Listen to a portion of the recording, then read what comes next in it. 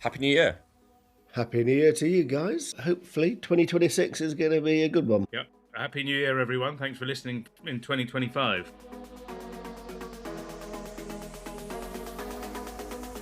The most important thing is to hit subscribe so Sport Unlock lands in your feed automatically to listen to Tariq Panja from the New York Times, Martyn Ziegler from the Times, and myself, Rob Harris from Sky News.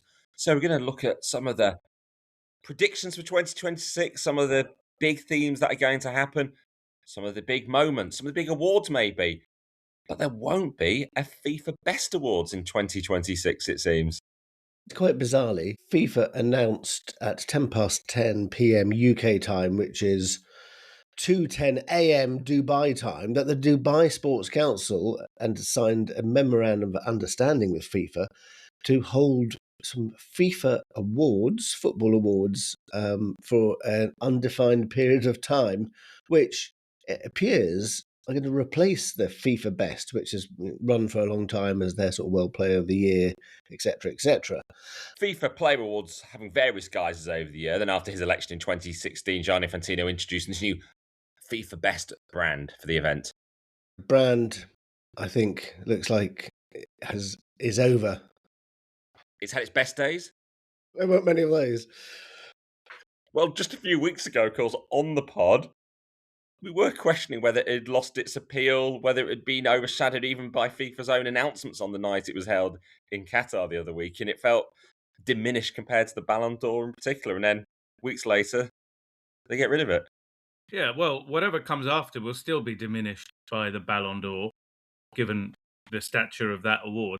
What was strange and what we perhaps should have guessed was this might have happened because, to go back, the awards we're talking about, there was no media invited to those. They were held in Doha, in Qatar, around the Arab Cup. Hardly any publicity around it at all. Maybe they were trying to quietly mothball it at the time. We perhaps didn't realise. And guys, I'm really disappointed with you. You've started 2026 with a FIFA story. I thought this year was going to be different. It is a World Cup year. I was going to say we have to talk about the FIFA with giving it being the Men's World Cup. There is an indication of the name because hours before FIFA put out the press release, we did actually get the details from Hamed bin Mohammed from the Dubai Sports Council, who talked about the signing of an agreement for the Dubai FIFA Global Award. So maybe a name there. Is it any surprise FIFA is headed back to the Gulf? So now this is something given to the UAE. We've given the 2034 World Cup to Saudi Arabia.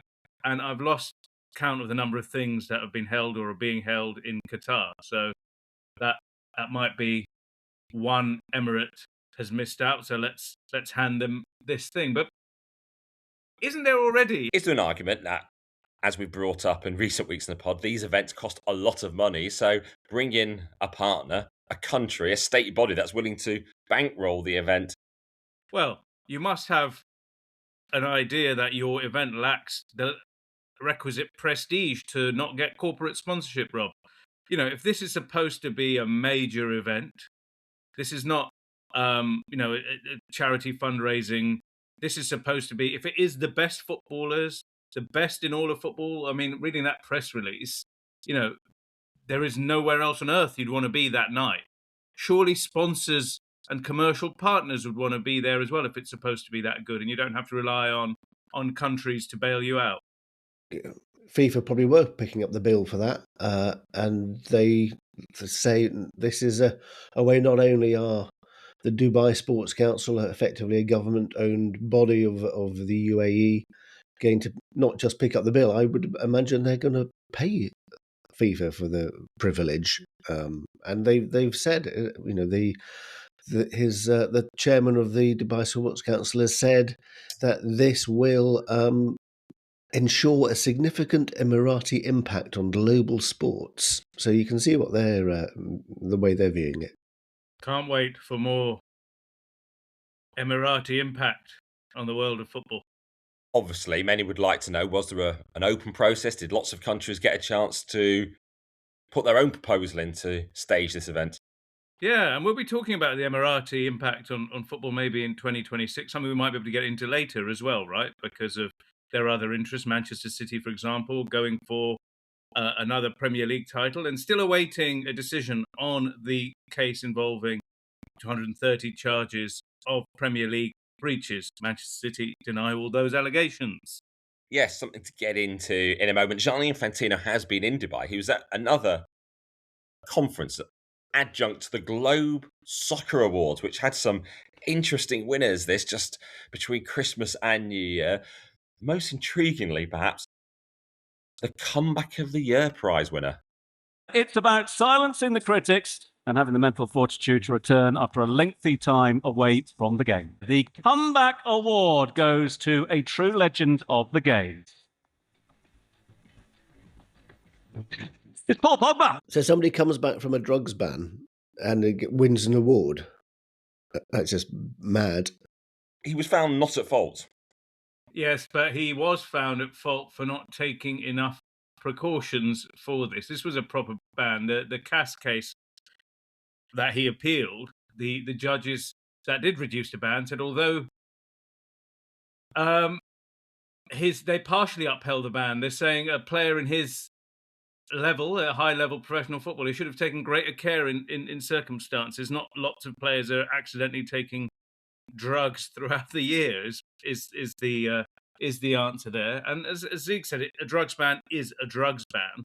This isn't a man who's come back from more harrowing incidents, disease, illnesses, crashes, etc. It was a surprise. There was a suggestion of perhaps a more deserving winner. That's the captain of the Spanish club, Las Palmas, Kieran Rodriguez, who returned for a second time after relapsing with cancer. So someone who's managed to get playing again while going through these personal health battles. Just one suggestion that was made on social media from a Spanish football podcast, El Partido. Yeah, no, I think returning from a drugs ban is much more to be rewarded. Quite right. It was a surprise choice. But these awards, Gianni Infantino has been a backer of them for quite some time. He's been there for at least 10 years.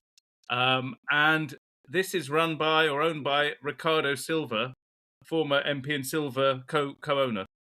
So these awards are quite peculiar. They're often very kind of agent focused. George Mendes, the super agent, I think has won Agent of the Year every year, but 2 or 3. It's been going on for like 20 odd years.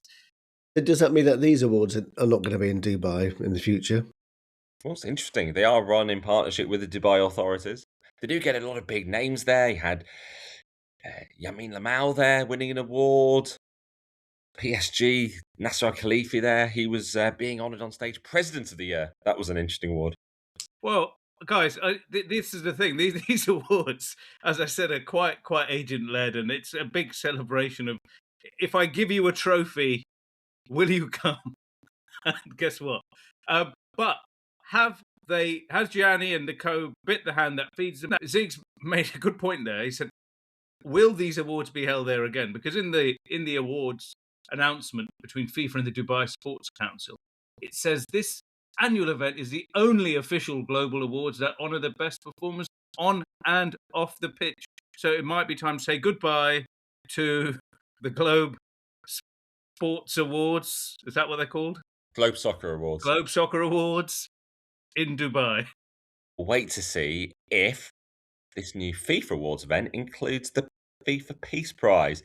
Such a moment in 2025, Donald Trump receiving that in Washington at the World Cup draw. So as we look ahead to 2026, do we have any thoughts about who could be winning the Peace Prize then? Can I put a name in the mix? What about the Emir of Qatar, Tamim bin Hamad Al Thani? Gianni Infantino obviously spent a lot of time in Qatar. The Qataris themselves like to see themselves as peace brokers around the world, negotiating deals themselves, helping with the evacuation of female footballers from Afghanistan in particular. Would it be a surprise if the Emir of Qatar was a contender? I'm sure he is a contender. I think what is guaranteed is that the recipient of the FIFA Peace Prize will be somebody who is seen to be very important to FIFA, and Gianni Infantino, specifically to Gianni Infantino. or specifically Gianni Infantino. I think their contribution to peace will be sort of secondary. Is that too cynical? Please, it's 2026. I thought you were going to turn over a new leaf. Too cynical. The US has been quite active militarily since the Peace Prize was handed out to Donald Trump a month ago. Yeah, that Peace Prize almost was like, right, we've got this now. Let's crack on. It has been far more active, hasn't it, in non-peaceful activities? Well, the perception is the Peace Prize was created by FIFA because Donald Trump was aggrieved to miss out on the Nobel Peace Prize. And I wonder, actually, if FIFA, Gianni Infantino, as they have done for many years, going back into the Sepp Blatter presidency, have been positioning themselves to win the Nobel Peace Prize. We saw the other week they announced this fund for Gaza. They've been helping in Afghanistan, other places around the world. A lot of the positioning of the language from FIFA is about funding through peace. So how would that go down in 2026 if FIFA were the Peace Prize winners from Nobel rather than Donald Trump? It wouldn't go down very well in the White House, I don't think. That's for sure. So, crucially, it would be awarded months after the World Cup. Well, the Nobel committee haven't been very keen on handing it out to either Sepp Blatter or any other leaders of international sports federations, probably because they realise that there are often issues and conflicts and things that might leave them open, I guess, to criticism. Gianni Infantino on Instagram, looking back on his fulfilling year, saying that 2025 became another year when football stood for unity, peace, love, hope, and joy. That's his pitch. Okay, pal. It is a World Cup year. We've barely even mentioned the tournament itself that is coming up. How do we think it will go? First in 3 countries, US, Canada, and Mexico. First is the expansion from 32 to 48 teams. Yeah, very, very, very, very excited about what this looks like. And you raised all those points there.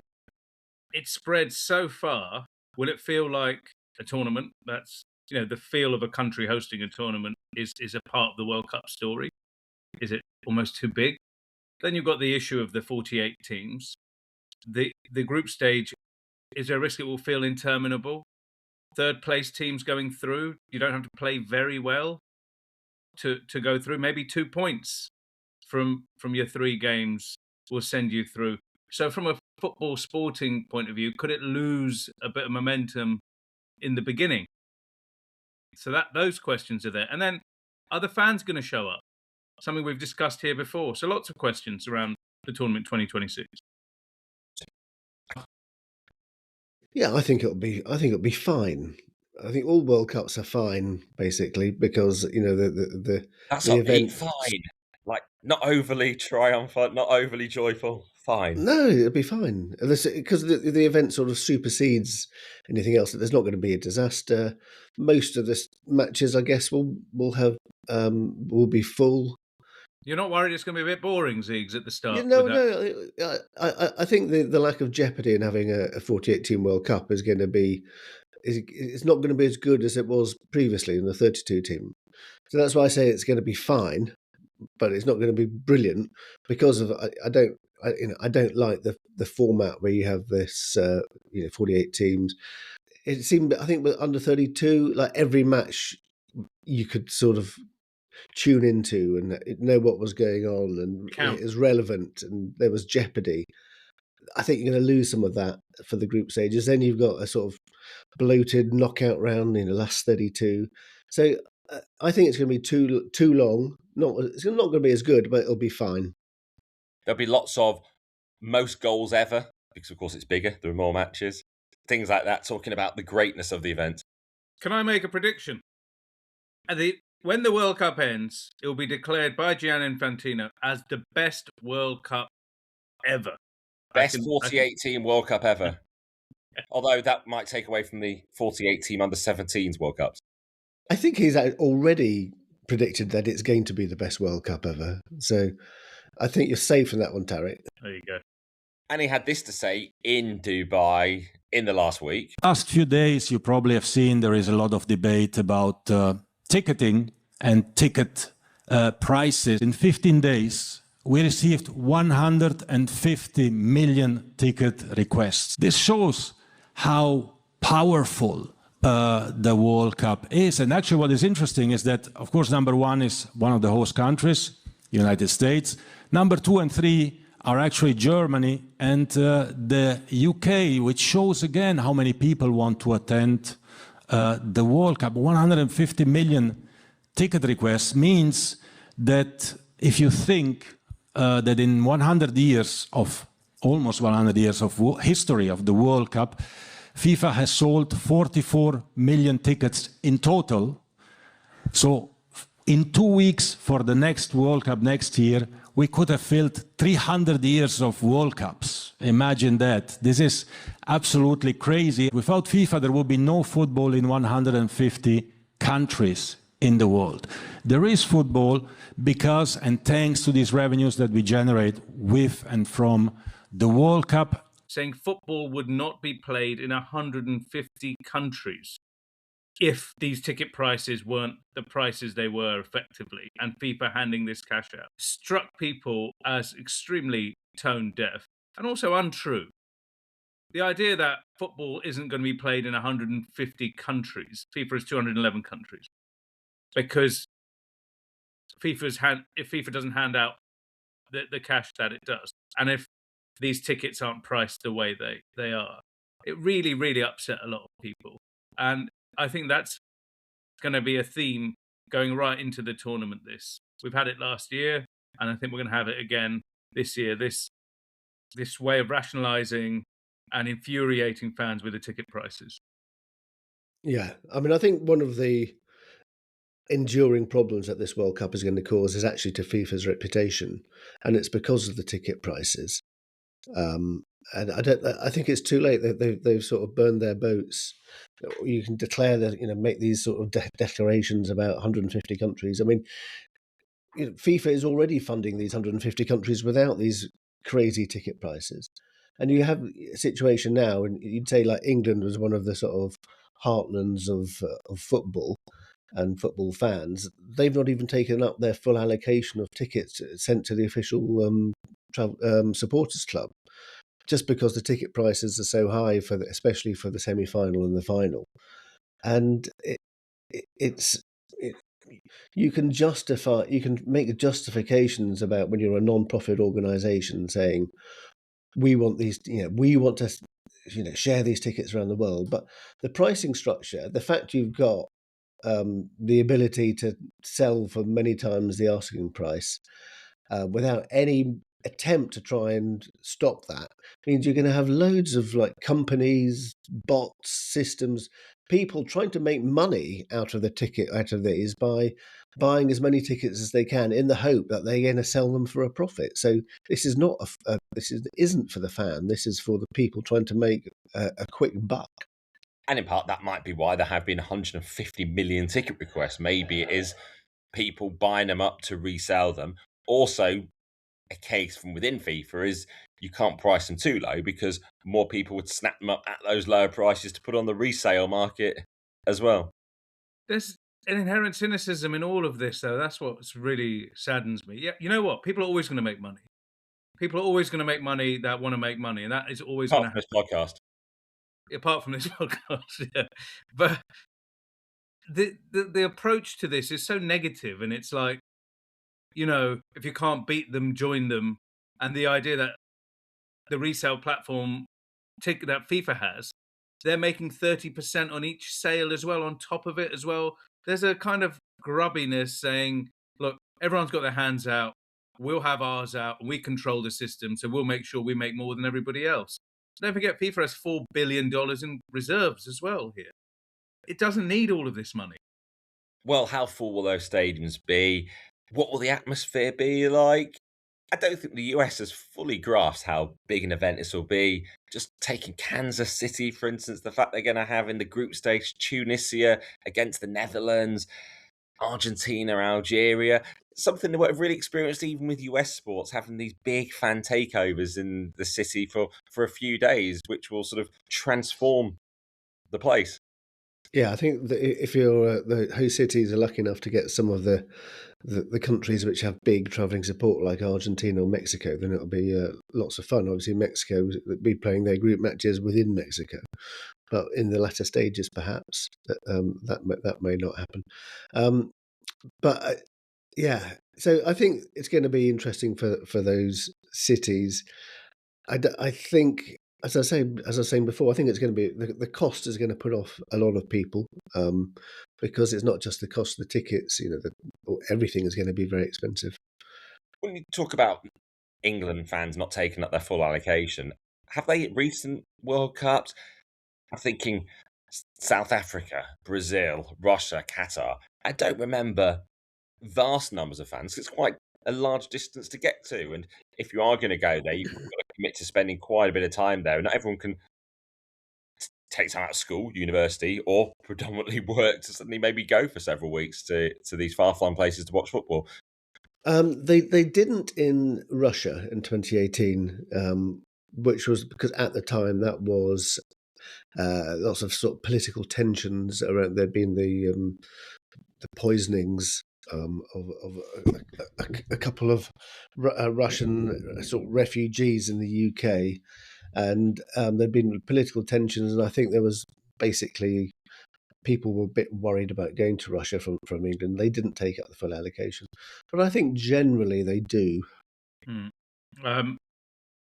If you're Kansas, you're in for a real treat if those fans from Netherlands and particularly Argentina travel to that city. Some weren't so lucky. However, I would say you'd want to get yourself aware of what that looks like. As you were saying earlier, Rob, American sports culture isn't used to this.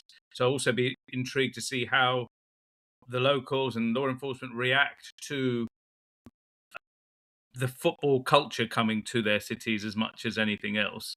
And, Kansas officials might want to speak to people in Porto Alegre in Brazil, which is still one of my favorite moments of the 2014 World Cup, the shopping center food court takeover before the Argentina-Nigeria game there.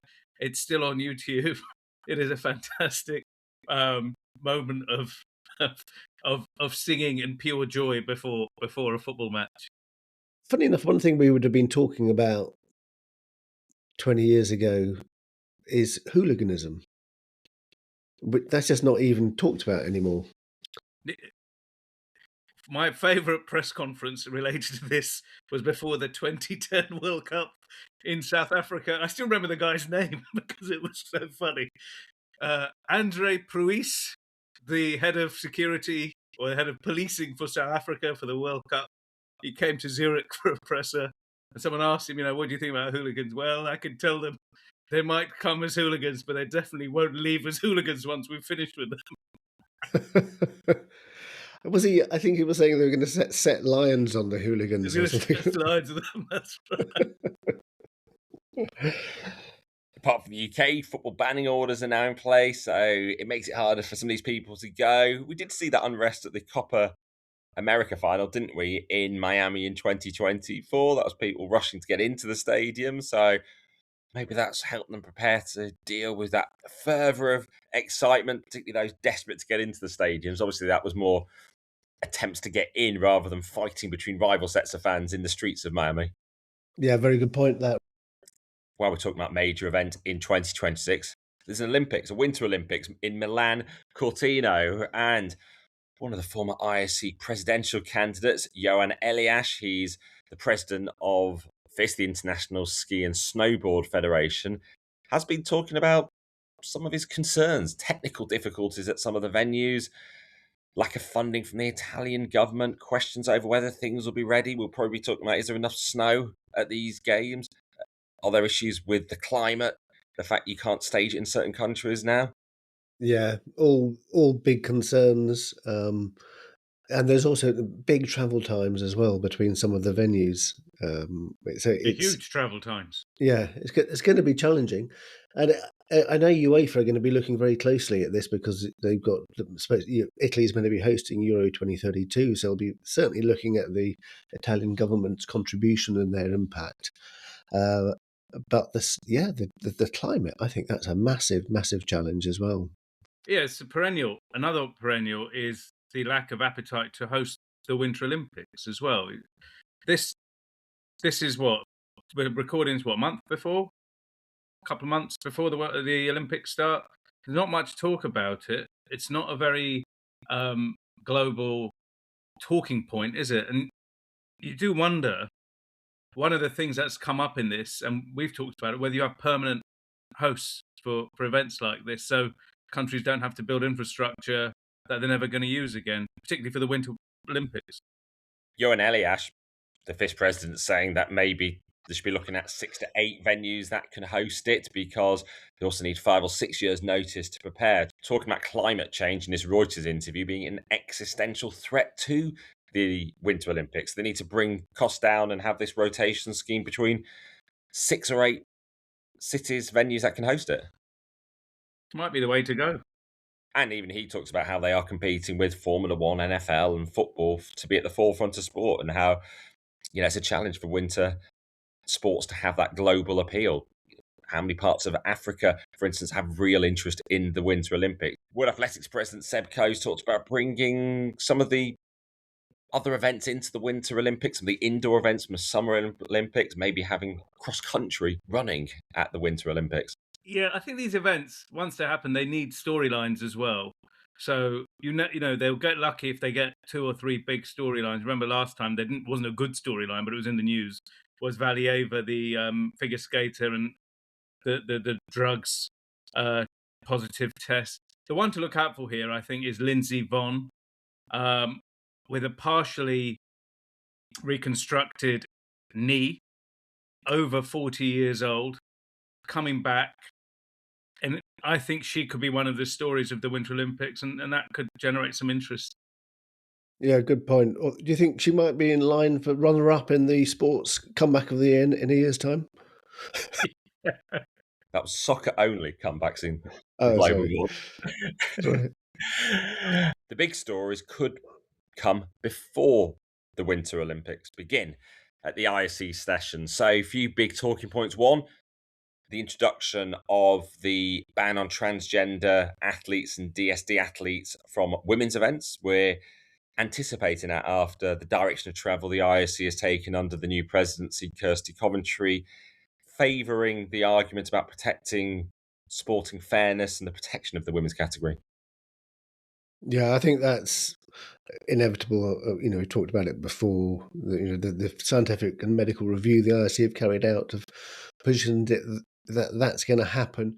The only thing I think which will be worth focusing on is that if there's going to be any difference between transgender and DSD athletes, which is athletes who with the differences of sexual development who are sort of raised as girls from birth. For example, Caster Semenya in athletics. So it'd be interesting to see how that is dealt with, whether that's dealt with in exactly the same way, or whether the IOC takes a slightly different approach.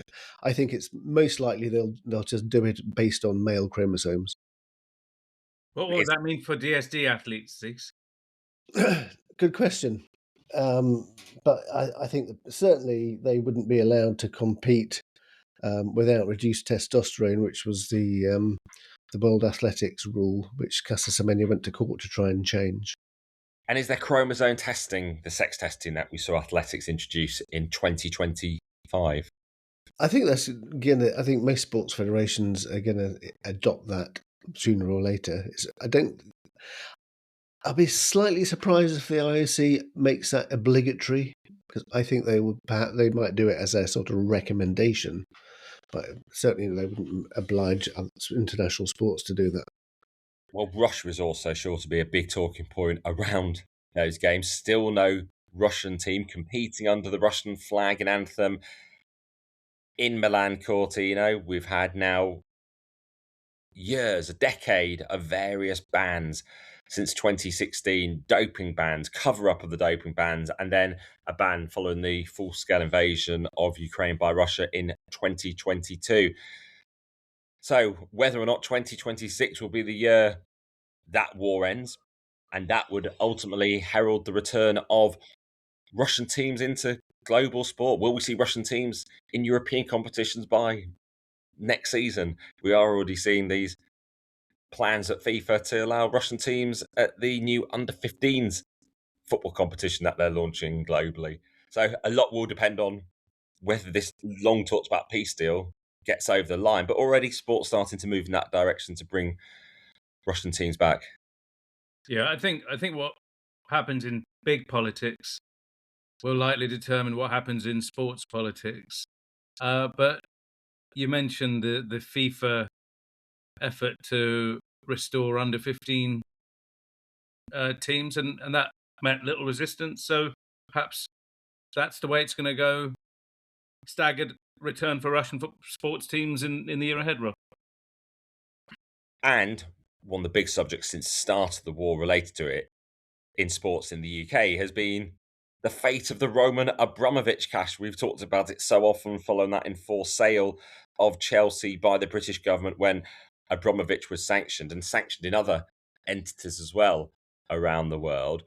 And as the new year begins, various strands of this, because Abramovich is fighting a case in Jersey, and Martyn, your revelation about his legal squad that has been assembled has sparked a political row. Yes. So this Jersey court case relates to more than £5 billion sterling that has been frozen since the Jersey government launched an investigation back in 2022, and 1.4 billion of that is money from the Chelsea sale, which has helped explain why none of that has gone to charity, which was the agreement between the government at the time and Abramovich. Now, Abramovich, he's not sat back and he's taken the fight to Jersey government. He's got this incredibly expensive and high-powered legal team, including Lord Wolfson KC, who's the shadow attorney general, what represents the Conservative Party in the House of Lords.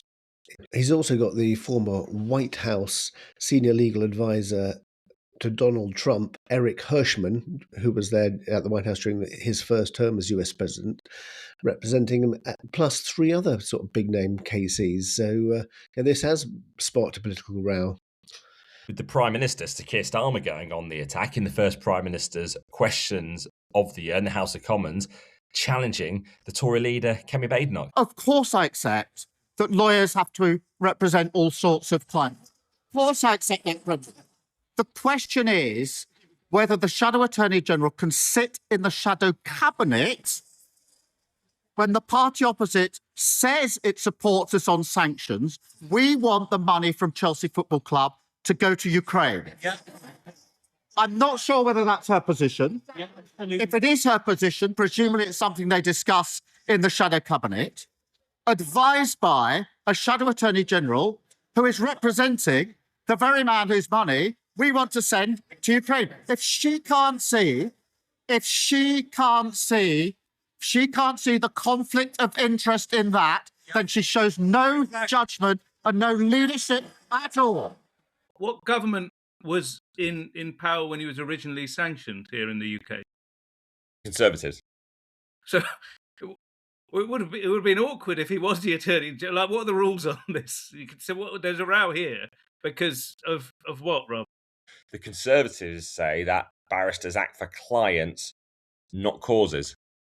Yeah, that's probably right. But it's this issue about, if you're the front bench Shadow Attorney General, right? He's not just a barrister in this case. I'll take this hat off and put that hat on. It's an interesting discussion, isn't it? As the Justice Minister, Jake Richards, said, as a paid representative of Mr. Abramovich, he has a financial interest in the question of whether and when Mr. Abramovich's assets are transferred to the benefit of the people of Ukraine. And the fact he has a role in formulating policy as well for the Conservative Party. It is a broader question, and it usually is about lawyers, barristers who are serving in politics and still retain that outside work, about whether or not they should retain that outside work, because we saw it under the Conservative government previously as well, when you could raise questions about some of the cases they were taking on externally, and others say, well, it's about maintaining your professional experience as well. You bring that experience into politics as well, but you can potentially have a client that then conflicts in some way with the policy of your party. Yes. So, Lord Wilson, what first attracted you to the billionaire Roman Abramovich? And as the new year begins, the biggest football legal case of them all rumbles into another year. What will happen to the Man City case? Will the Premier League verdict finally be revealed in 2026? Will we get the verdict? And if there is potentially any punishment? Well, the barrister representing Manchester City, it's taken so long, he probably started off as a QC and is now a KC. That's how long this thing has taken, Lord Panic. Will we see a result in 2026? You would have to think we surely will, because this can't go on, or can it, for another year? 2023 is when the charges were first brought by the Premier League. The case started in 2018 as well, so you're looking at 7-8 years of investigations, and then the charge, and Manchester City winning multiple league championships, buying some of the best players in the world in that time, and the Premier League has to take a decision, doesn't it? I'm going to make it. It's an independent commission made up of 3 high-powered legal people. I don't think Lord Wolfson's on them, but anyway, no, he's not. But I think I'm going to make a bold prediction and say it's going to be done by the end of February. That's 2 months' time. But I think I also said that a year ago. Major breaking. Big new revelation in the case, and Manchester City have always denied wrongdoing and questioned the veracity of the information being used in the case, how it emerged from those football leagues. One second. And what a suitable place to end it on, probably with a topic we've talked about more than most, and maybe it's a sign of times we've not mentioned Super League, how we began that first pod in 2021. That seems to be off the table for now, but a 6th year beginning of Sport Unlocked. Happy New Year. Happy New Year, everyone. Happy New Year. And thank you everyone for listening. Goodbye for now.